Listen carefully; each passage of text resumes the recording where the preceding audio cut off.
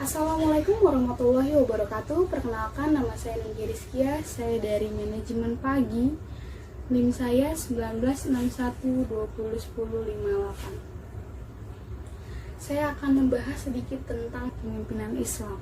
Islam apabila ditelaah secara mendalam tidak hanya mengajarkan soal teologi, ritual, dan etika saja, tetapi Islam mengajarkan banyak hal. Islam mencakup banyak hal, diantaranya berbagai aspek kehidupan manusia, termasuk ke dalam bidang sosial, ekonomi, politik, sains, hingga militer.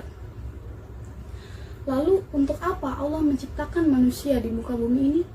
Allah menciptakan manusia di muka bumi ini untuk menjadi seorang khalifah. Apa itu khalifah?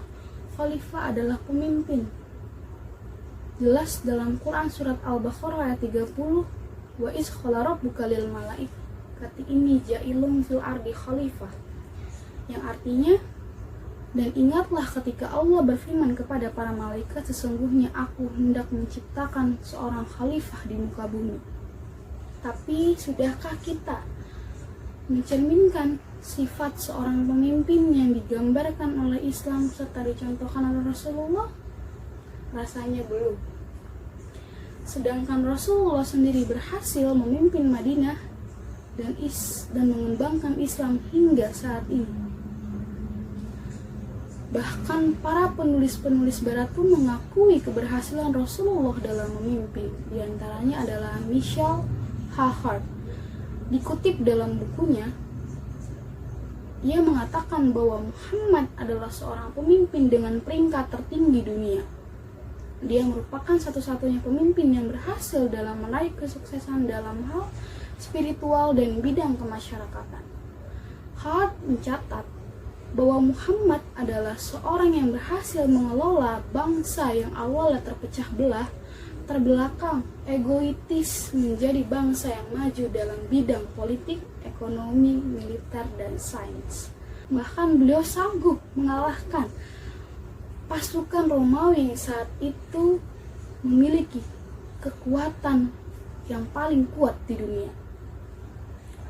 Tapi kita sebagai generasi muda saat ini seolah-olah menutup mata terhadap perjuangan serta kepemimpinan yang Rasulullah Shallallahu Alaihi Wasallam contohkan kepada kita. Dimana kita saat ini rasanya zolim dalam melihat masa kepemimpinan saat ini. Ironis sekali, mayoritas masyarakat di negara ini menganut agama Islam, tetapi tatanan kehidupan, perilaku, serta hukum yang ada di negara ini jauh sekali dari apa yang Islam ajarkan. Sedangkan Allah berfirman dalam Quran surat An-Nisa ayat 129, ya ayyuhallazina amanu la takhizu khafirina awliya'a min duni mu'minin, yang artinya, wahai orang-orang yang beriman, dan janganlah kamu menjadikan orang-orang kafir sebagai pemimpin selain dari orang-orang mukmin. Tapi hukum yang ada saat ini sangat jauh dari yang Rasulullah Shallallahu Alaihi Wasallam ajarkan kepada kita. Ibarat mata pisau yang terbalik, tumpul ke atas, tajam ke bawah, di mana orang-orang yang memiliki kekuasaan, orang-orang yang memiliki jabatan, orang-orang yang memiliki uang yang banyak, uang yang melimpah, seolah-olah kebal terhadap hukum. Tetapi orang-orang miskin, orang-orang yang tidak memiliki kekuasaan, tidak memiliki jabatan, seolah-olah dihukum dan diadili secara seadil-adilnya sesuai dengan hukum yang ada di negara ini. Apakah itu adil? Sangat tidak adil menurut saya. Yuk, sebagai generasi muda yang akan meneruskan masa kepemimpinan nanti, kita harus mempelajari, kita harus pahami arti kepemimpinan yang diajarkan oleh Rasulullah Shallallahu Alaihi Wasallam. Kita pahami, kita telaah, kita kaji lebih dalam apa sih yang Islam berikan kepada kita.